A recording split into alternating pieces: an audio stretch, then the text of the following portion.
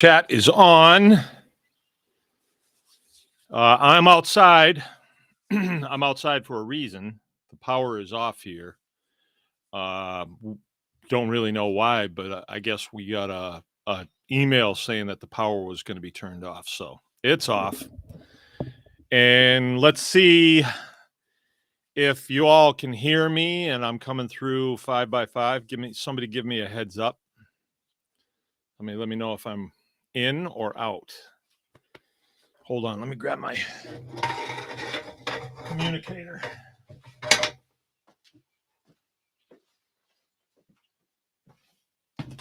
All right. So I got my phone. Sean Wise is in. All right, Sean. All right, today's May 30th, 2023. I'm Mark, your host. Hey, Keith. Coming to you from Baker's Green Acres in Marion, Michigan.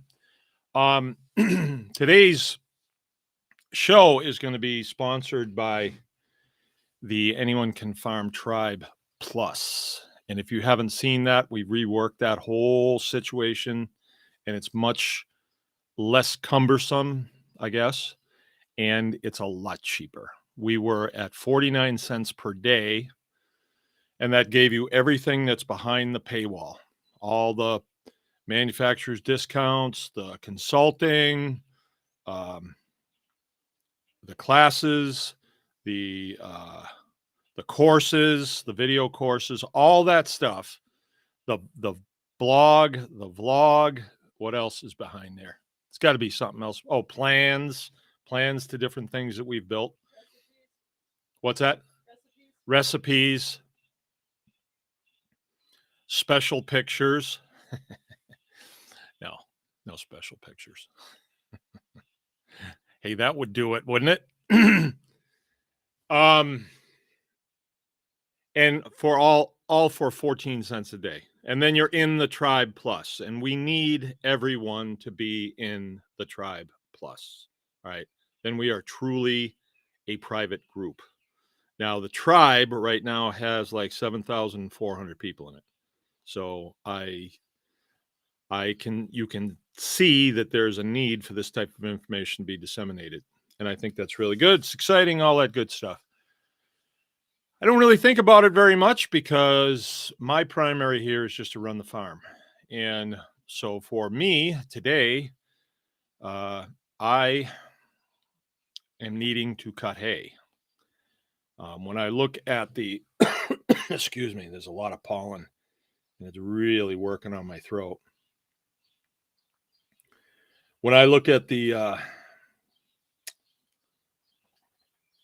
forecast, there is no rain in sight for the next 10 days. Nothing. And it's pretty warm until next Monday. It's going to be in the 80s. Friday, let's see. Oh, today was 87. Tomorrow, 86, 87, 89 on Friday.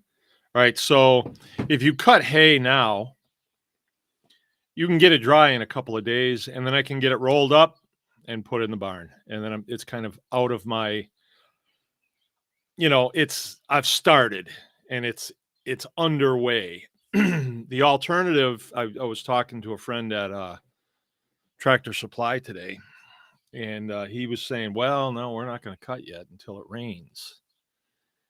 And the problem with that, at least for me, is it might rain for 3 weeks, and you'll have 2 days of sun, and then it rains for another 4 days, and 2 days of sun or 4 days of sun, you get hay down on the ground, and then it rains for a week.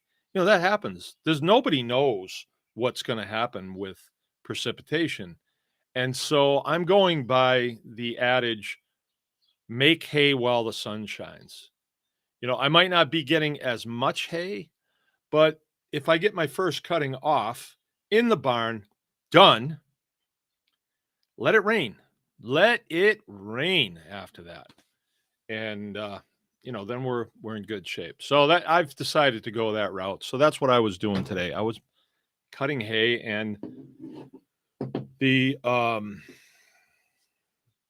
The title of tonight's topic is going to be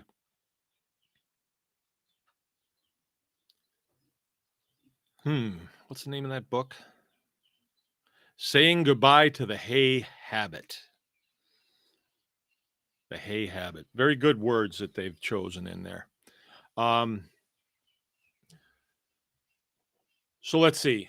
Some other things that I want to tell you about. This coming Thursday night, we're going to have Scott Kesterson on. He is the host of Bards FM. He is Bards FM. He's the main guy, and he's got a massive footprint in I guess the Patriot prepper type community.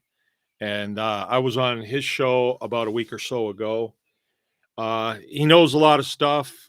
He's in touch with a lot of people that I don't have time to talk to. So it should be pretty interesting. And I believe that we'll be able to take some questions. You'll be able to ask him directly.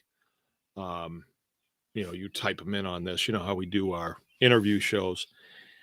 He's well connected, and I think he might have, you never know, he might have some real interesting information to share with us. He agreed to be interviewed, so I would say he probably does have some things that he wants to share. And then the week after that, we are going to have on no other than the man himself, Joel Salatin, is going to be on our little, anyone can farm live chat interview show on Thursday night with yours truly. Isn't that something? I mean, here's a guy that goes on Joe Rogan's show. They send him across the pond and he briefs the heads of state of Europe and Brussels. And yet he's humble enough to say, yeah, I'll come on your show, man. No problem. So I think that's pretty cool.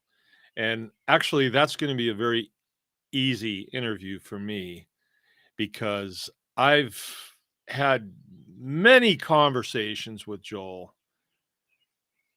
but they're usually specific about things. There's other things that have come up that we have to deal with. It's not like I get to sit down with him and say, so what do you think about this? It doesn't really go that way. I would like it to be that way, but he's a really busy guy and there's a lot of people that want to talk to him. I'm really satisfied to just listen to him and see what he has to say. And over the years, he has said some things that have stuck. And I want to ask him about those things and see if he can just flesh it out for us so we can understand it. I would not be here if he were not in place. So he's done a lot for humanity. He really has. If you consider production of food a necessity, I think he's done a lot for humanity. So should be kind of an interesting evening, I think. I've got some things that I want to ask him about. We doing all right? All right. So this is a little different than the way we usually do it. There's no lights in the studio. I do have a generator, and I could, shut the power from the pole off and then connect it up to everything and run the generator. But, what for? We needed to run the generator a little bit, and we just put a power cord to it. We ran it to this laptop, so it'll be powered up, and that's good enough. If the power goes down and we start to lose it, then I'll have to close the show, or we can run a power cord over or something. I don't know, but I got about a half a battery here. So Jill says that's about all we need. Yeah. So saying goodbye to the hay habit. It's ironic that Jill sent me a text message today as I was cutting hay, and she said, "Hey, you should talk about this." Because our world has changed since we said goodbye to the hay habit. Our life has changed. All right. So I'm going to share with you how it is every year. Our major crop here is grass. I have probably 20, 40, 50, 60 acres of just grass, hay fields. Some of them I can get on and cut. Some of them I can't. The ones that I can't, I always had in my mind, I got to get them straightened out. I got to get them plowed, rolled and really made sharp so I can get on there with my hay equipment and make more hay, right? Until I said goodbye to the hay habit. And my addiction to hay was secondary. Like, I came here not a farmer, never cut hay in my life. I saw some hay equipment on the side of the road. I stopped and asked the guy. He was 3 sheets to the wind. And I said, well, what do you want for it? He told me 2,000. And when I went back to get it the next day, his son was there. It's like, oh, that's not enough for this. I said, well, that's what he told me. And the wife said, let him have it. Dad's not going to be cutting hay anymore. So I brought this stuff home. It was really old stuff. And the hay rake was good. The hay bine was in pretty rough shape. The baler was a total mess. And I wound up using the baler as just a trade-in on another baler at the John Deere dealership. But I'd never cut hay before, never stored hay. And to me, it was just a really daunting project. And I was so afraid that something was going to break. I'm driving a tractor that it was part of the farm when we bought this. And when I came here, the battery was dead. I didn't even know if it really worked. The guy said it did, but the guy that owned this place told me a lot of stuff, right? And I got it started, and we've been using it since, and it's been a really good piece of equipment. So he was right about that. But it was one of those things you go into it thinking, if something goes wrong, what do I do? Who do you call? And at one point the baler did completely failed. And I called the dealership in town and I said, you don't have a guy that can come out and help me, do you? And they said, no, we don't actually do that. Okay. All right. So, I still have flashbacks of that. I still have, like, maybe it's PTSD from that, So like this morning, as soon as I open my eyes, it's like, oh, I'm starting to hay today. I'm starting to cut hay. And it's like, okay, everybody be quiet. Dad's cutting hay. Everything revolves around getting the hay in, because if the hay doesn't come in, then the cows can't be here, because we can't have cows if we don't have hay.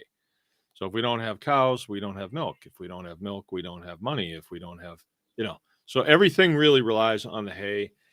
And for a lot of guys that grew up doing this, hay season is just like another day, and actually relaxing to them. They have tractors with air conditioners and music and stuff, and they like cutting hay. And once I get out there, I like cutting hay too. Once I'm out there and I'm going and everything's working and I get over my, my phobia of cutting hay, then it's like, hey, look I'm doing this. I'm really doing this. And so I got over that today. I was cutting hay. I got like probably half. I got about 10 acres cut. Everything was going really well. And then boom. And this happened. See that? So I hit something. And one of this is a guard. It's called a guard. And it guards these sections. And these sections are mounted to a bar. And they go back and forth. So this section, it's a knife, really, it was actually a 2-piece section. And whatever I hit, and I wasn't going fast, whatever I hit, it broke this.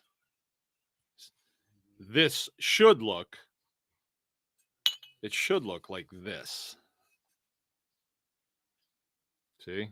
So the little part here is what's broke off. And it's out there in the field someplace. So I just see some kids stepping on that. I hope that doesn't happen. But I don't know what I hit.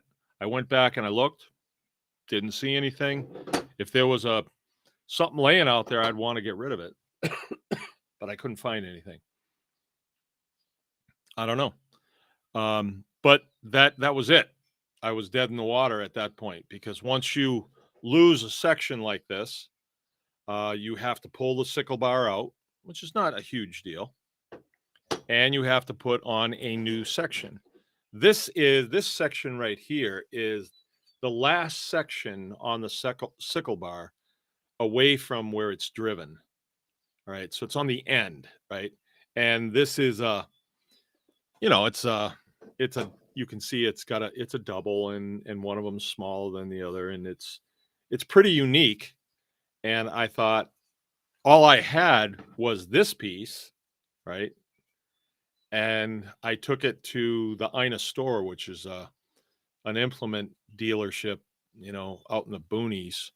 And I took it there and I said, "Do you have one of these?" And she says, "What does it go to?" And I told her, and she brought me something totally different. But I couldn't really, there was nothing to match it up with. And so that wasn't going to work. And what I wound up doing was going to Tractor Supply, of all places. I had to go to Family Farm and Fleet and Tractor Supply. At Family Farm and Fleet, they did not have anything that I needed, because I needed these as well. I needed these new guards. That's a brand new guard right there. Old one, new one. And this old one, not really worth much anymore. I suppose a guy could weld it, and like if the wheels totally fall off of society, I would have something I could use. Because I'll tell you, I went to Family Farm and Fleet for no other reason than it was closer to where I was. So I went there first, and then I went to Tractor Supply next. And they had nothing there on the shelf that I needed. No guards, zero. They had some dark green ones, but they don't fit my equipment. And they had 2, and some black ones. They had like 3 of those, and they were very expensive. So I kind of thought, uh-oh. I mean, I couldn't get them at the dealer. I couldn't get them at Family Farm and Fleet. I'll check Tractor Supply and see. And they had probably 30 of them on the shelf, 30 of these on the shelf. And then I start looking around for this piece, and hanging there all by itself, it's hanging there just like that. And there was 2 of them in here. It says under serrated end sections, universal. And it just so happens it was exactly the right one. So it's kind of crazy that you would find it. But, I needed bolts. I needed these bolts here that you bolt these on. And you might be saying, oh, you can find them any place. But you actually can't, because this is a carriage bolt. But the square part of the carriage bolt on this one is actually a lot bigger, because it's got to fit in this, so it won't turn. So I couldn't find those, and that's okay, because I have plenty of them on the machine. But I thought, I'm going to get some extras just in case I break one of those off. So that's what I did. And then Jill sent me that message saying, hey, why don't you do saying goodbye to the hay habit? Okay, so let me tell you what the hay habit is. It's sort of a mindset that everything revolves around cutting hay. It's a mindset. And People get pretty intense about it. I know I do. I want things done right. I have to have a bunch of stuff lined up. Got to be ready to go. Everything's lubed. And then you start and you're going. Don't ring my phone because I'm not answering it. I'm not going to stop. And when you're done, and it can be in a short time, I get all my haying done here in a week if things don't break. My first cutting, and I do not leave it out. As soon as it's cut, I want it in. I don't want it getting rained on if I can help it. So I can get a cutting done pretty quickly, and once it's done, it's like, we got it done. But when I read the book Saying Goodbye to the Hay Habit, I realized that I was cutting hay for the sake of cutting lots of hay. Like, if you're talking with your farmer buddies, it's kind of cool to say, oh, well, I got plenty of hay. I got more hay than I need. I should have quit cutting it. I didn't need it. What's the point of that? And then, so you might say, well, you could sell it. You can. But I tell you what, selling hay is one of the most frustrating things that there is, because people will call you. You post a picture of it, and then they'll call you and they want to do 20 questions about the hay, especially horse people, right? There's a special place in hell for horse people. And they want to know everything there is to know. Do you get this tested? Is your ground tested? What's the weight of the bale? What's the protein content of the bale? And on and on and on it goes. And then they say, well, I can't pick it up on Saturday. I can pick it up on Sunday at 10:30 at night, though. Okay, 10:30 at night, you'll be here? Yeah. Okay. So all day long on Sunday, you're thinking, well, I got to stay out a little later tonight to load some hay on somebody. And then they don't show. That happens so often, right? So the last time I sold hay, I said, I'm not doing this anymore. This doesn't make any sense.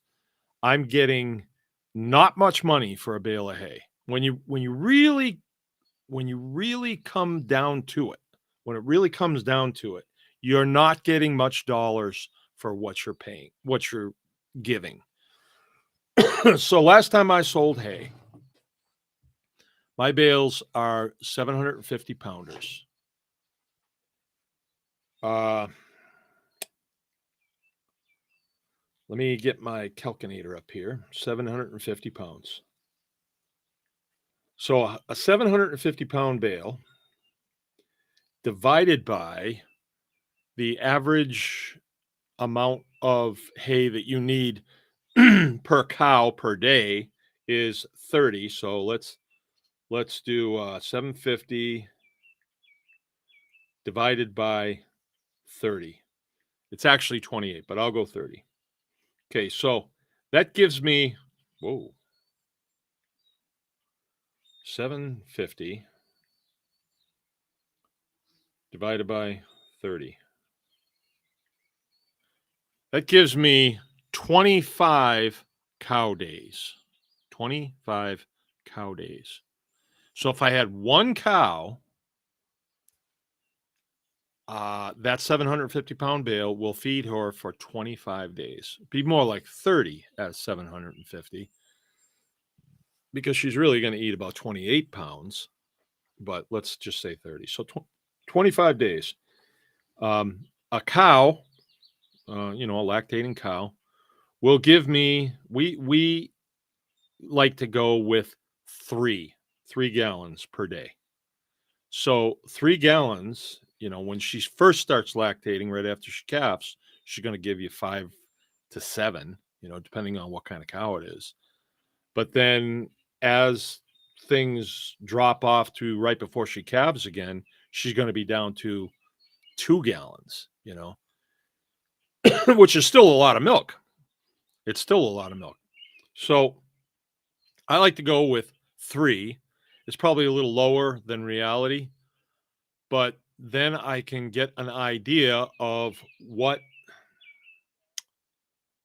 um, what that cow is generating me. So let's say 3 gallons a day times $10 a gallon.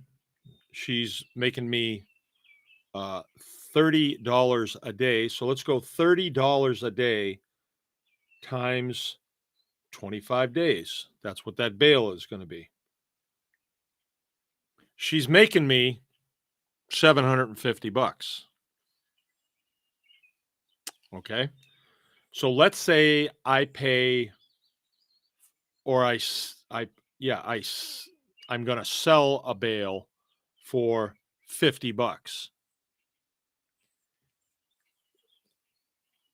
You see, I mean, I load it on somebody else's vehicle. They give me $50, but if I have extra hay, then I need to have an extra cow. So if I have enough extra hay for one more cow per year, then that is smarter than just selling it.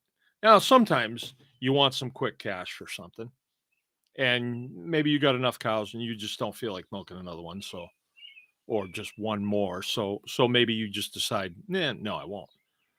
But I think part of the hay addiction is I'm going to create all this hay and then I'm going to sell it and I'm going to make money, selling hay.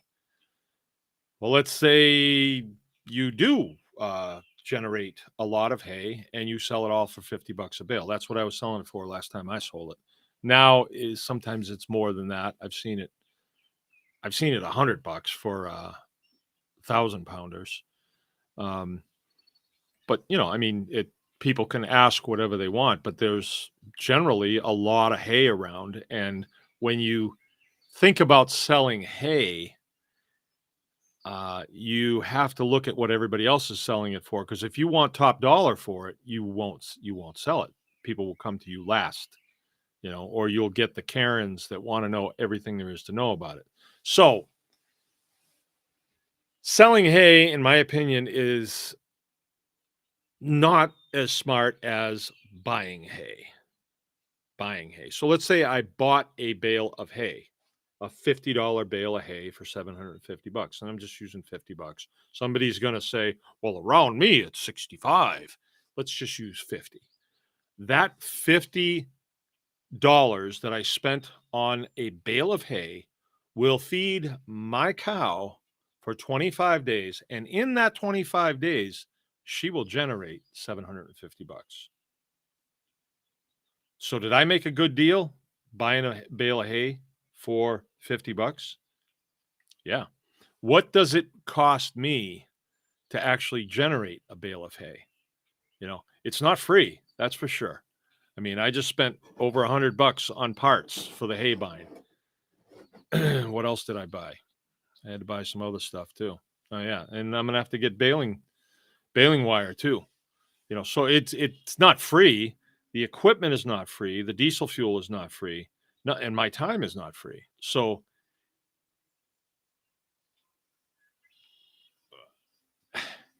am I really beating it by generating my own hay, or would I be better off just buying hay? I think it's something to look at. Some people that will tell me, well, I don't have enough room. I only got 4 acres. I can't have a cow. Well, why not? You you're going to buy the cow. You could buy the hay. The milk that the cow is going to give you is going to be far more valuable than either the cow or the hay. See, in 25 days, that cow will generate $750. You probably only paid $750 for the cow, or maybe you paid $1,250 or something for the cow. And a lot of times it's crazy. You buy cows off people and they're bred. I've bought cows that came with a calf. What a deal. So, those numbers, I just want to get those out, what hay is worth, what milk is worth. Uh, a cow eating, let's say a steer eating 28 pounds of dry hay per day will put on 2 to 2.5 pounds of body weight. So what's that worth? If they're putting on the prime rib, then it's worth, $20. I don't know how they calculate that, but there again, just because you have a cow that is big or a steer that is big, well, it doesn't end there, because that steer might have zero value if you don't have a way to get it to a slaughterhouse. And if you don't have the, the 15 or 1800 bucks it's going to cost you to get it slaughtered, because there's a lot of work that goes into it. So there's ways around all of these things, but I mean, they have to be talked about. So let's just talk a little bit about the hay habit. The person with a bad hay habit, a really bad hay habit, will be one of those guys that gets diamond studs in the tow bar of his hay bine. He is into it. He's the guy that on the back of his pickup, it says John Deere. He's real proud of that. He's into it. When he's somewhere with some other farmers, be talking about hay bines. Oh yeah, I had a Heston years ago, but now I got a John Deere. Oh, I like the John Deere 280. Yeah, it's nice, but on and on and on it goes. But they don't really talk about the dollars and cents of it. They really don't. Because a lot of these guys, if they were talking dollars and cents, they would realize that selling hay, I cut all this hay and then I sell it, I would be way ahead if I fed it to cows and then I sold them, right? Way ahead. It's called value adding, right? You can have a hay field and let somebody else cut it, or you can have a hay field and cut it yourself. You can have a hay field, cut it yourself, and then feed it to somebody else's cows, or you can feed it to your own cows. You feed it to your cows, and then you could have somebody else haul them to a butcher shop and do the work for you, and then you pay them, or you can do it yourself, and then you're taking all of it home. You're taking all of it home. And let's go even one better than that. Okay, so you've got all this hay. You're in the hay habit. You're really addicted to the hay. You're feeding all, you have this lot that you feed your cows on. You don't want them out on your hay field after all. You have this dirt lot that they're on, and that's where they live, so you take bales out and you feed them, similar to what I do in the wintertime. My cows are not out on the snow. They on top of my fields. There's no point in that. Unless we're bale grazing, I suppose, and then there would be a point. So shouldn't be too judgmental. But someone with the bad hay habit, they would want to feed hay all year round. So in effect, what they're doing is they're keeping the cow here. They're doing all the haying, cutting, raking, drying, baling, storing. They store it, and then they take it and give it to the cow. So the cows are getting nice fresh bales, right? But when you break the hay habit, you say, I have this many cows until I cut hay again. I'm going to need this much hay. I'm going to cut this much hay. And then I'm going to let my cows graze it the rest of the way. Right. So in my case, my cows go out like the 15th of May. And when I first moved here, there was a guy, and I said to him, so when do you let the cows out? And he said, 16th of May, he says. And I was like, whoa, these guys are precise. And I mentioned that to another farmer friend of mine, and he's never let me forget about it. So about the 15th of May is when I'm putting them out. And you can kind of tell because they see green on the other side of the fence and they're starting to stick their nose, their tongues through the fence and trying to get grass. And it's called chasing the green. So you kind of know that they want to get at that grass. That's their instinct. They're designed to do it. So as soon as I see that happening, I realize that if I don't let them out, they're going to find their way out, and I'm not prepared for it. And so I pretty well plan on around the middle of May that I'm going to let them out. Now, I don't just let them run loose. I have places that I let them in that are pretty close to their feedlot that have a lot of shade and generally have a lot of hay there or grass from the previous season, it seems like. And then I'll let them in places where I can't get machinery in anyway, like the junk pile, and then we have some woods. There's a lot of grass that comes up in the woods. And so let's say that I've got 20 cows, which right now I have about 20. I'm looking at,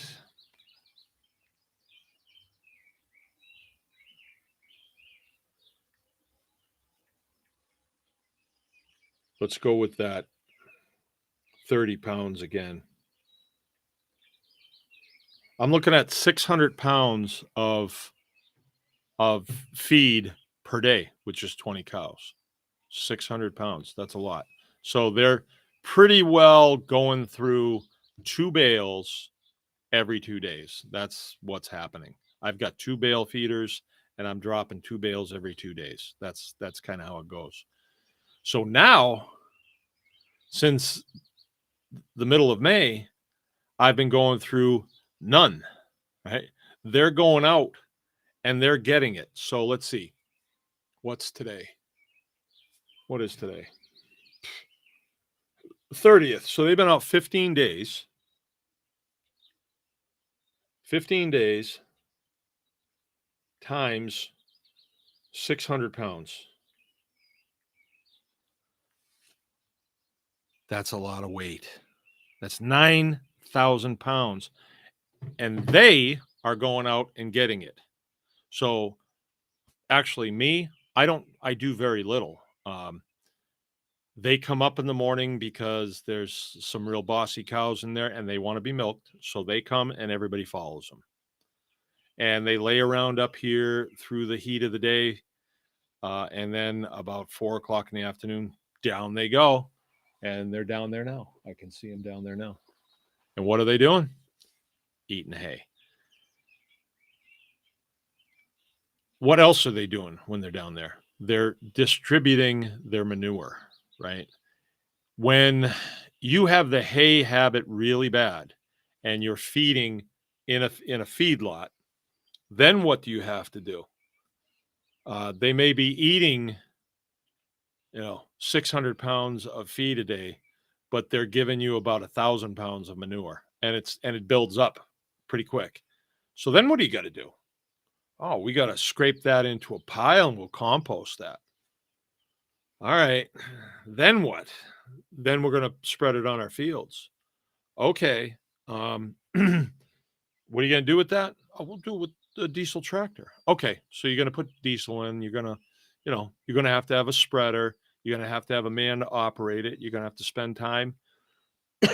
So it's not exactly without expense. But the cows being out where they are right now, I can see them. I see a dog down there too. It's far away. It's like over 500 yards. I did nothing. I did nothing to facilitate that. And you know what? I will do nothing until December, right around December 15th is when I usually bring them in. When they come in because we are getting snow or it's real wet out and they're beating the fields up and all that stuff. You can't leave them out on hay fields when it's really wet or they can do a lot of damage to that field. I mean, they could be there for a day, just grazing through it. They can't be left there to beat the field up because they'll wreck it.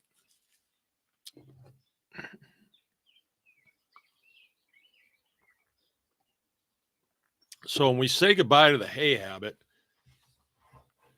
we realize that hay is their feed and we need enough of it. We don't need a limitless supply of it. You know, we only need to cut what we need to store.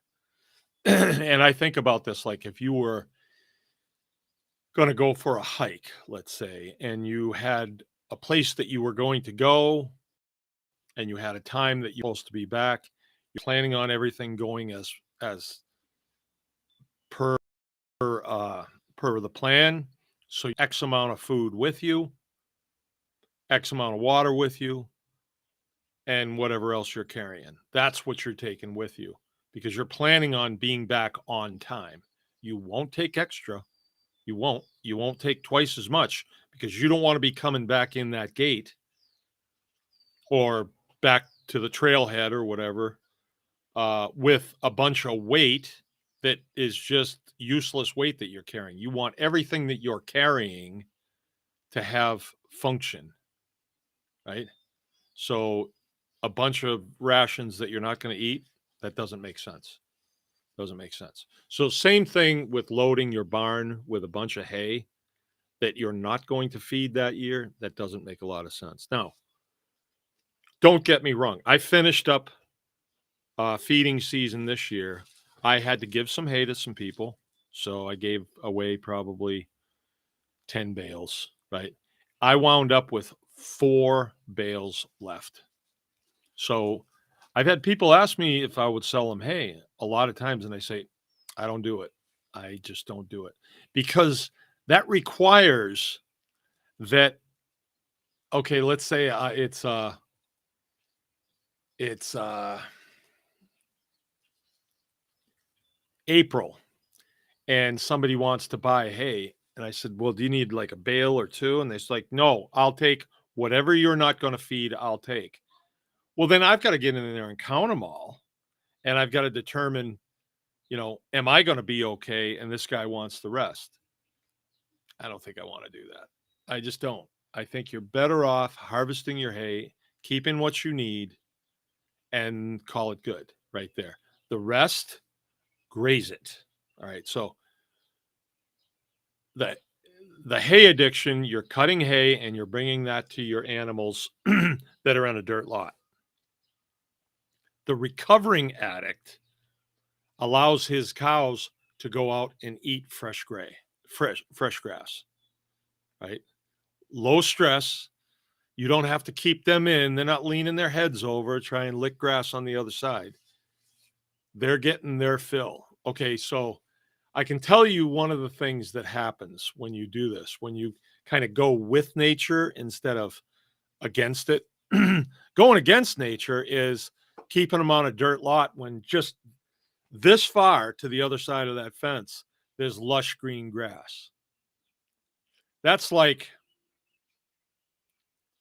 you being really hungry and you can't get through the line at Golden Corral or the Brass Pig Pen, whatever they're calling it these days. So it would cause you to get irritated, and some people might throw food and they might yell at waitresses and kick little kids and all that stuff because you're frustrated. You're hungry. You can't get at this. All they're giving you is dry cornflakes, right? When on the other side, there's shrimp and T-bone steaks and all that stuff. And as soon as whoever's disallowing you isn't looking, you'll sneak. And maybe if you have to blow through a fence to do it, you'll do it, right? So when we let the cows out for the first time, they come back and they're like round-bellied Mexicans when they come back. They can hardly even stand themselves. They've eaten so much grass. and they lay down and their belly is hanging up like this, and they just, whoa, just chewing their cud. And they stay up here for a long time until it kind of works its way through, and they drop quite a bit of manure up here in the barnyard. But another thing that I noticed, we have this bull. Endeavor is his name. He's a Guernsey bull, and Guernsey bulls are known for being kind of notoriously bad. And I even had to call a guy last week and say, hey, what is this cow worth? What is this bull worth? And he was telling me like $1,500, or you could ask 2,000, you might get 18 for him and all this stuff. And the reason I was asking is because certain people around here don't want a mean bull, when their kids are going out to work with the cows, milk the cows in the morning.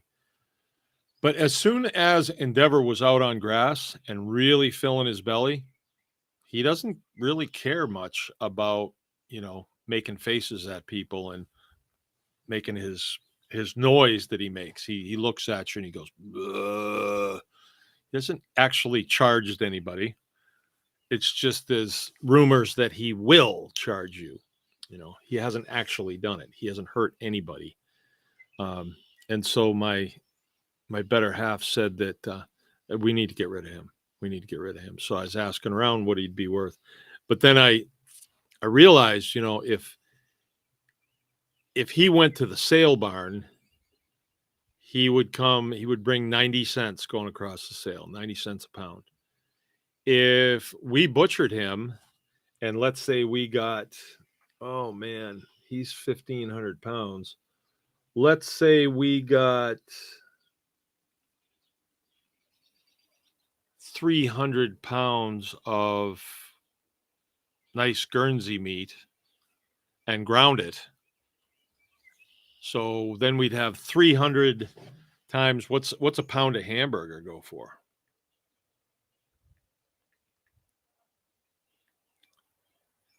I would say grass-fed beef, probably $7.50. Does anybody know? 7.50. That's a good number. Well, if it's that's it or not. But now we're talking $2,250, right? Of course, we have to put the work into it, but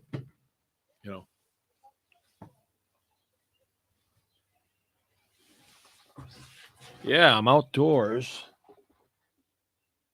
There's Consumers Energy guy. They're the guys that have our electricity in the either turned on or turned off.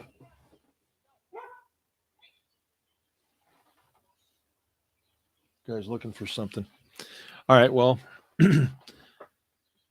yeah, we're good on battery. So,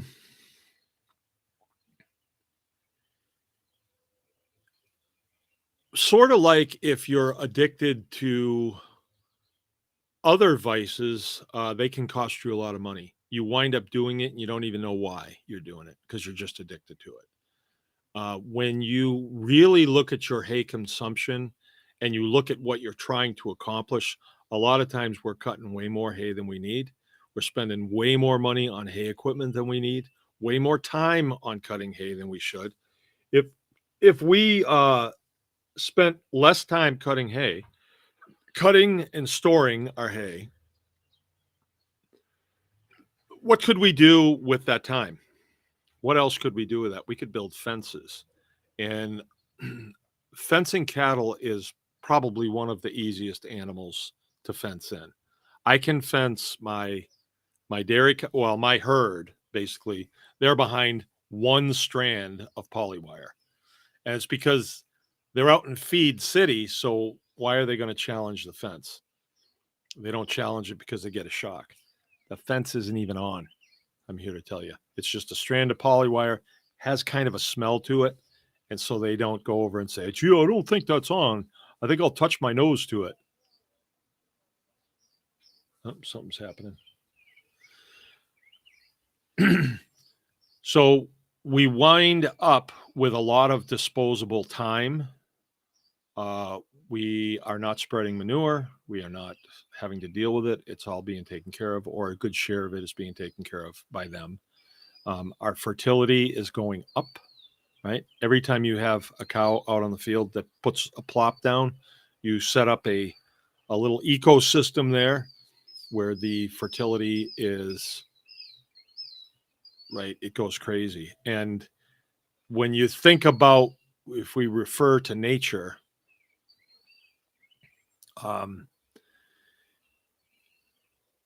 herd animals, let's say in the United States, we had bison, right?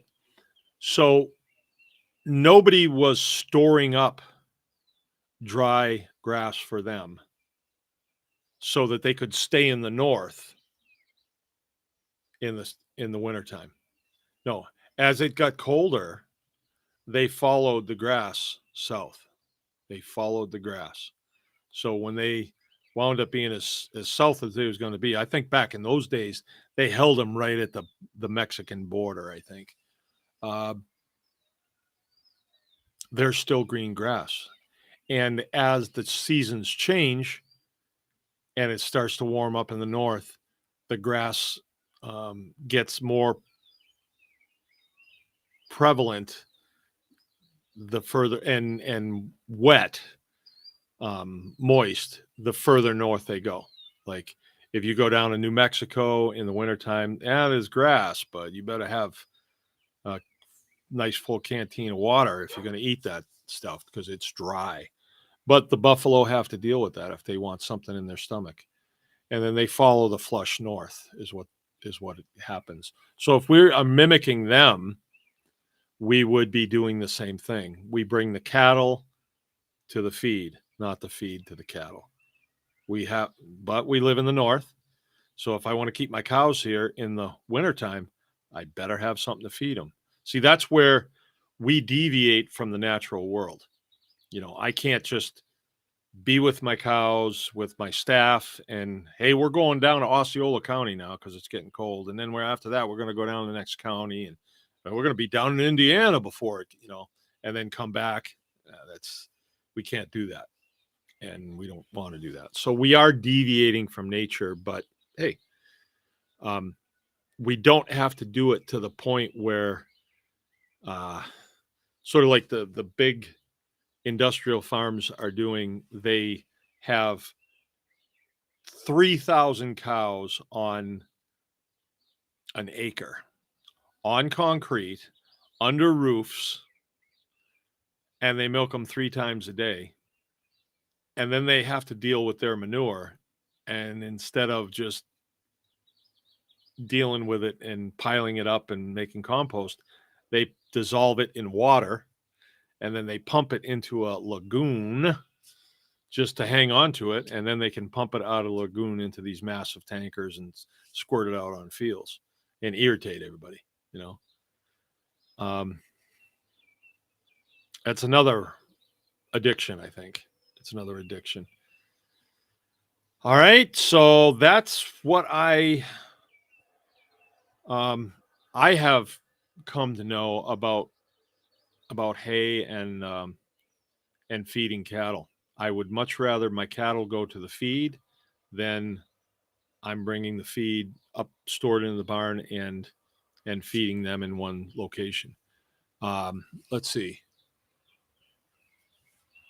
I've been going since early this morning. I'm pretty tired.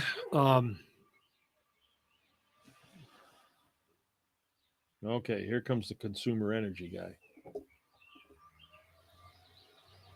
You'll see that in a minute. So maybe they fixed everything. Maybe our energy's back on. Okay. Did I cover everything that I wanted to cover?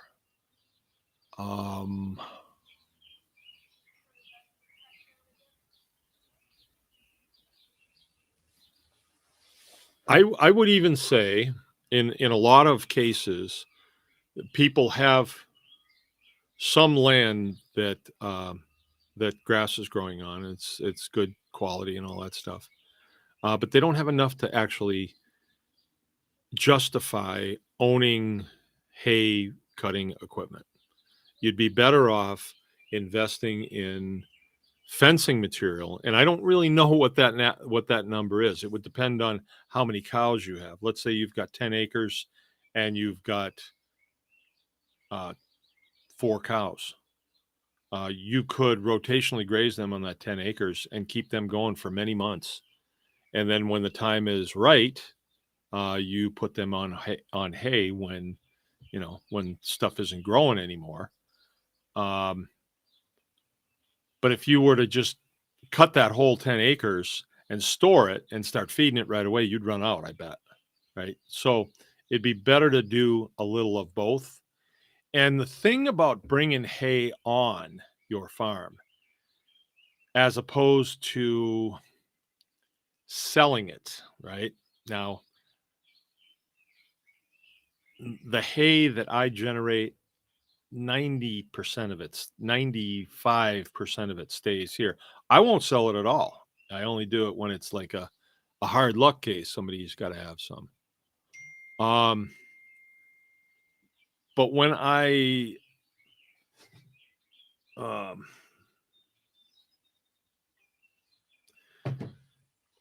feed that hay to my cows, all of it stays here. All that energy stays here.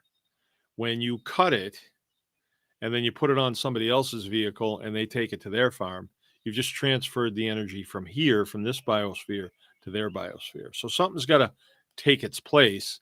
Yeah, we live in an abundant creation, and I can cut a bunch of hay off here and let it go, and it will backfill, because I'm getting energy from the sun.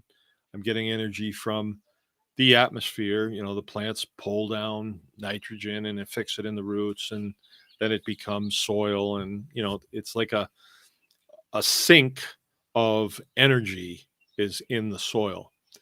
But if you continuously cut hay and send it off, you're going to have to replace that with something. So what's that going to be? Oh, we just get this magic little pellet, we just spread them out there and voila, instant fertility. Does that sound right? I mean, does that sound right? It doesn't to me.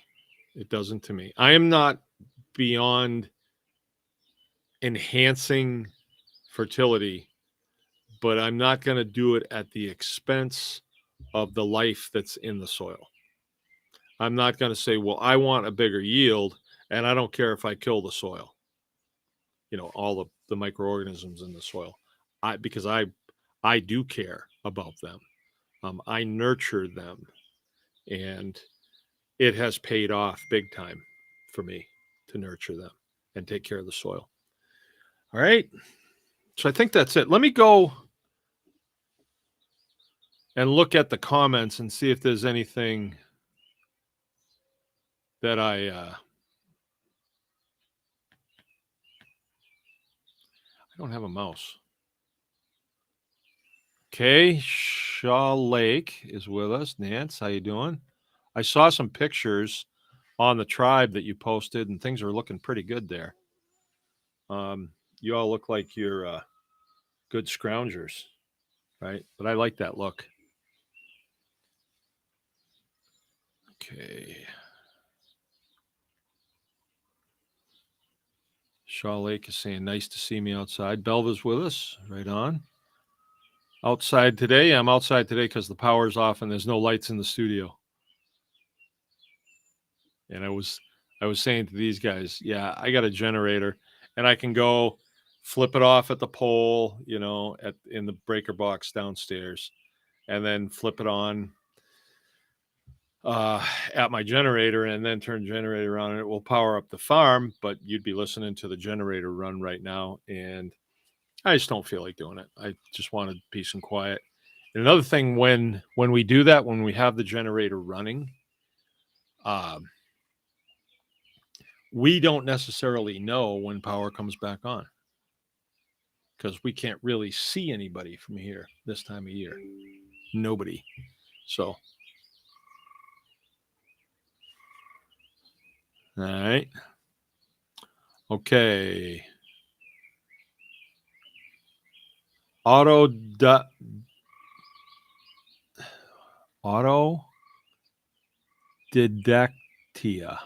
Autodidactia.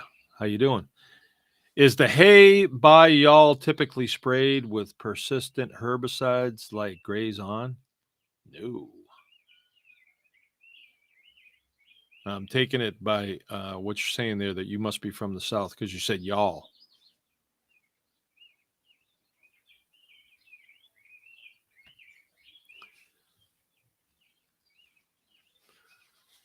Okay, to 10 per pound in our area. It's 750 to 10 per pound in our area. In Bellevue, you must be talking about grass-fed hamburger. Yeah. All right. See? Mike Bacher. Hey, I heard a rumor. I wonder if it's true. Are we going to see you this year? I heard the rumor I heard was no. I forget who said it. Somebody said it around the campfire. But I've been following your antics, and it looks like you guys are having a good time. Don't feel bad about it. You got to do what you got to do, like see new sunsets and better farms and cooler people. We won't have hurt feelings. Not at all. Not at all. All right, that's it for me tonight. Let's see, what else did I have? Really nothing that I can think of. We jobbed it this weekend. You know, this is Labor Day week or Memorial Day weekend, and that's when we get the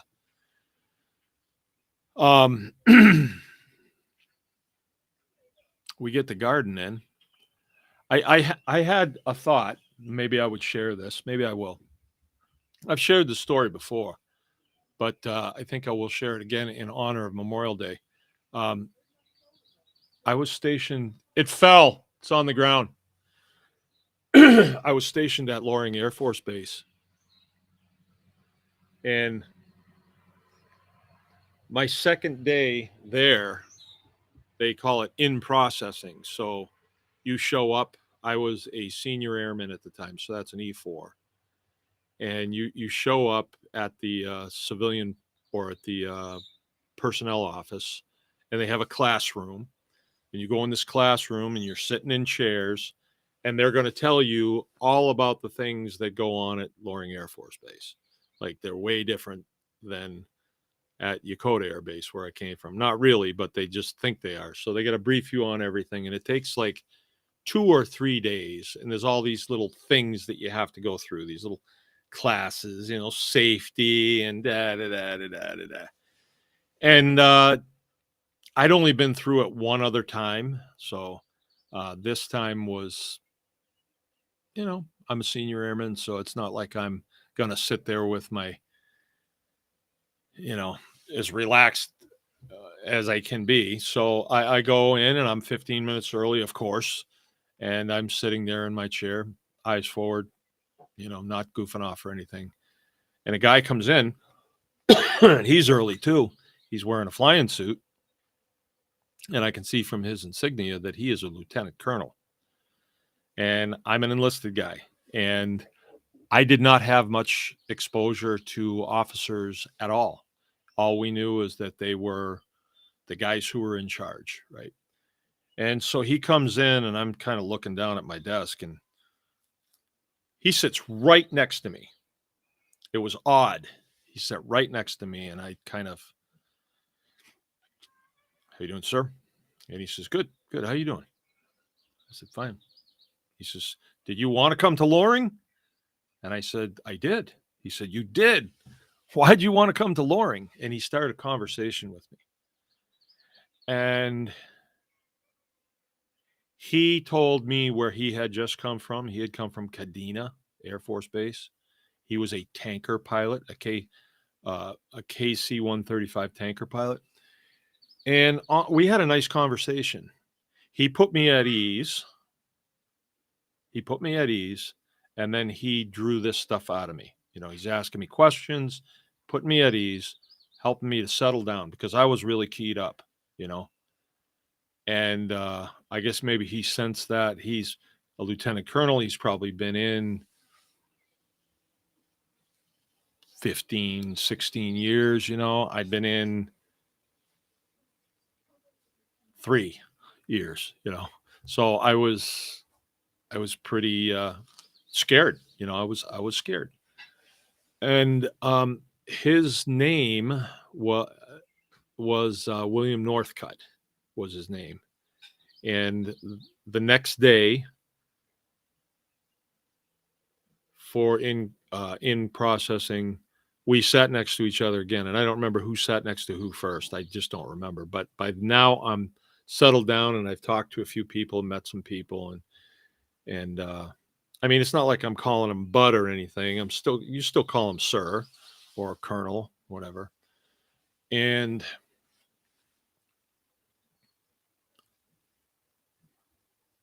that was it. In processing ended. I reported to my duty section. I got trained on what I was supposed to do. He reported to his duty section. I guess he was trained on what he was supposed to do. He was a pilot. He would be what they call an aircraft commander. It fell. I saw it fall. Yeah, I know. It's there someplace. I think it's on the grass. And I never saw him again. I never saw the guy again. And actually, I never did see him again. But I never forgot him. I knew his name, Northcutt, Lieutenant Colonel Northcutt. And what I came away from that was he was just kind. He was kind to me. He knew I was apprehensive, scared, whatever, and he settled me down, and it was probably the right thing to do for him, because here I am, you know, a part of the team. You don't want to have somebody that's part of the team to be apprehensive or scared or anything like that. It makes sense to get him settled down, but he did. But I've known other officers that were total jerks.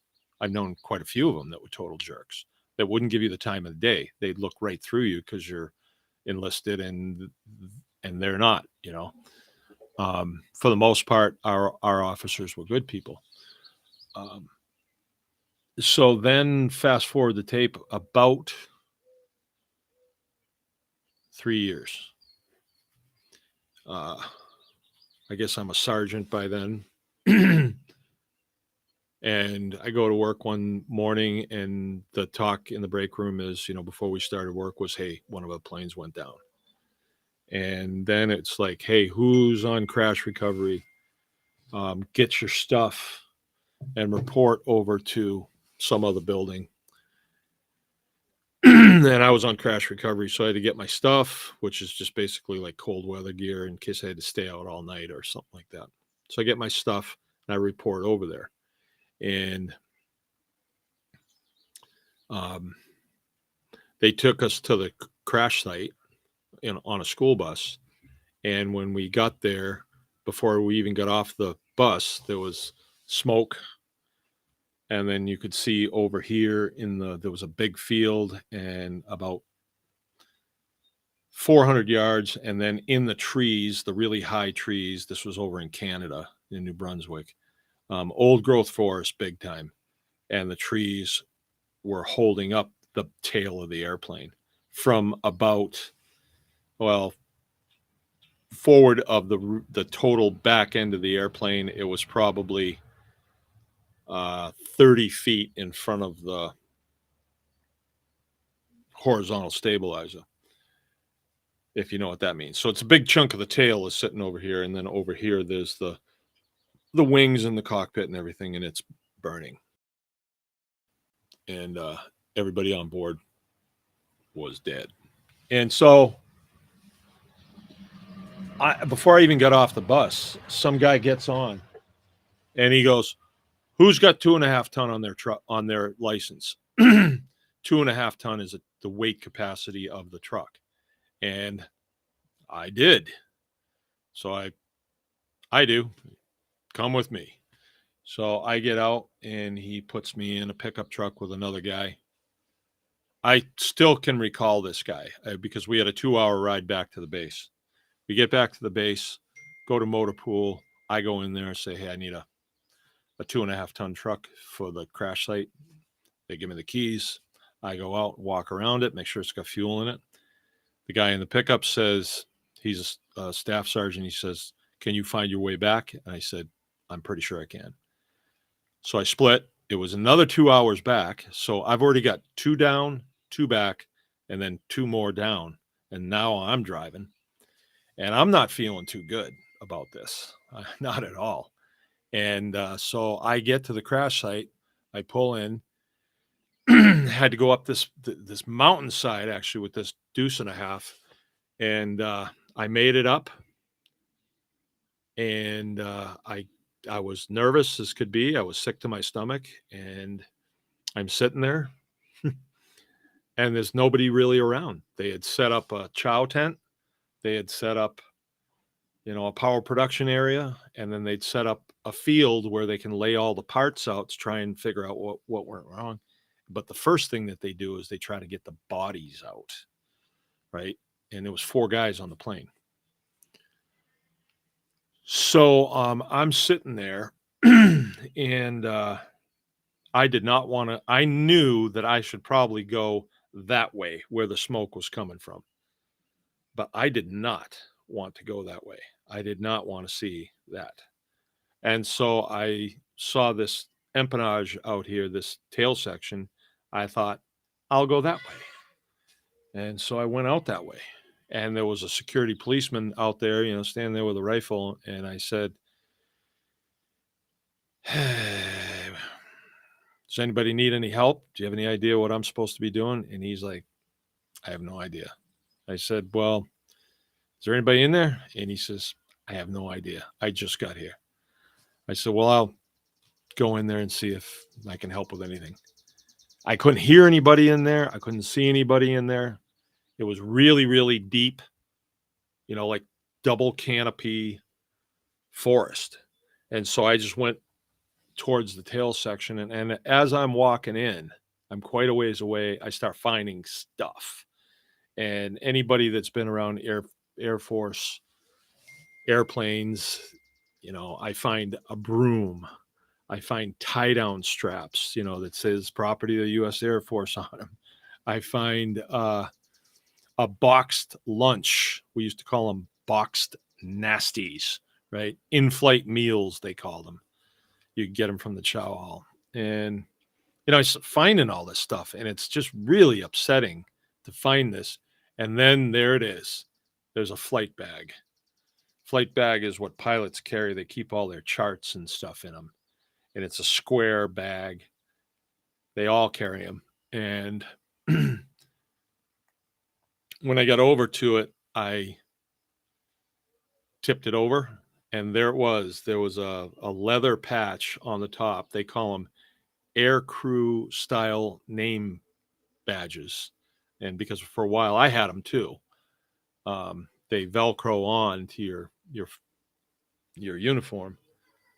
And there it was, William Northcutt, Lieutenant Colonel. So I was like, wow. So I stood there and I looked at that for the longest time. And the rest is history. I was there on that crash site for like 3 weeks. Terrible. Got sick a couple of times. Had a brawl. There was a brawl that broke out because people were so bent out of shape about things. And there was words, it was not a pleasant place to be. And I'll never forget it. Changed my life. But when I think back on that, yesterday I was working here and I was thinking about Memorial Day, and I was thinking about Colonel Northcutt. And I thought about how big of an impact that made on me, that he was just kind to me. How big of an impact that has made, because, like he impacted me and I impact people. The people I impact people, where the other fellows that were on that airplane, there goes a tanker. The other fellows that were on there, I didn't know. And so I know the names, but I did not know them. I couldn't put the name with the face. So it like no impact. But the impact that that guy made in the morning, coming and sitting next to me intentionally and being kind to me intentionally, power's on, has had a huge impact. And, you know, that goes with Memorial Day, but it also goes with what we can do always. And I thought I would pass that along out of respect for Colonel Northcutt. I thought about yesterday, I thought, wouldn't it be nice if I could contact his family and explain to them what a big impact the man had on my life? And I never even worked with him or worked for him, or, you know, I honestly don't remember his face or his voice. I know that he was probably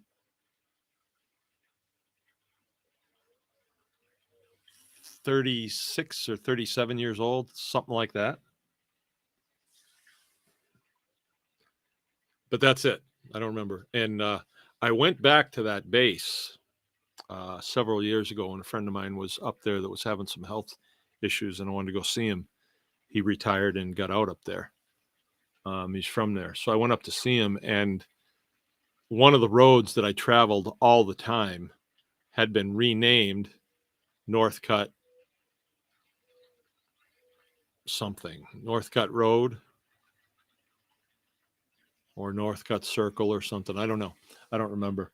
But the base is shut down and the buildings are in really rough shape. They have civilians living on the base now, and they've just totally destroyed everything. So anyway, that's my story for Memorial Day. That man, I don't know how good of a pilot he was or anything. I don't know that much about him, but I do know that he was kind to me, and it made a huge impact. So I think I'll do the same. I think that's what I'll do.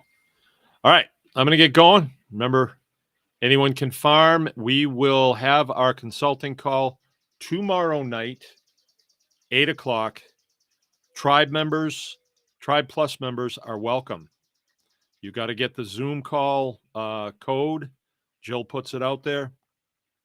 And if you're a Tribe Plus member, please come. You know, you can ask questions and we can get a lot of stuff handled about our homesteads. Very important work we're doing here. Make no mistake about that. All right. Whoops. Is that it?